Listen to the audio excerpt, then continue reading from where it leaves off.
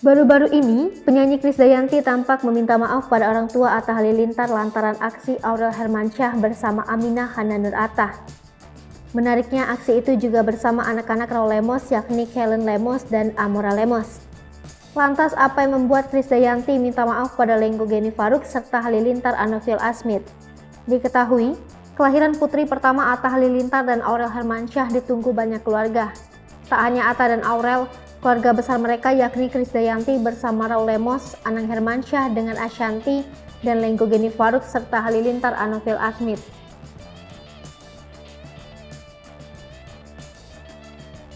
Secara berganti, hampir setiap hari kakek dan nenek Aminah datang ke rumah Atta dan Aurel untuk bermain bersama cucu mereka tersebut. Di tengah kesibukannya sebagai seorang penyanyi dan anggota Dewan Perwakilan Rakyat Republik Indonesia, Krisdayanti bahkan hampir setiap hari terlihat meluangkan waktunya untuk singgah di rumah Atta dan Aurel demi menjenguk Aminah. Meski sang cucu baru berusia berapa bulan, tampak melalui unggahan video di akun Instagram @krisdayantilemos, Rabu 13 April 2022, Krisdayanti sudah mengajak Aminah untuk berjoget TikTok dengan Aurel serta dua buah hatinya bersama Raul.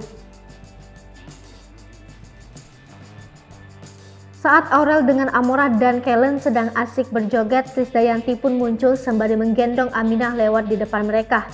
Aksi KD itu rupanya disorot oleh Geni Faruk, ibunda Atta, yang ikut meninggalkan komentar berupa emotikon tertawa dan tanda hati.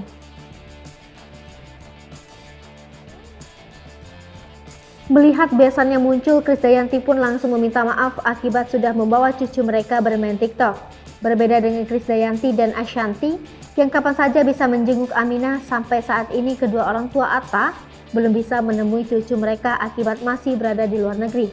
Selain Geni Faruk, beberapa rekan selebritis lainnya pun turut merasa gemas melihat aksi Krisdayanti dengan cucu pertamanya itu.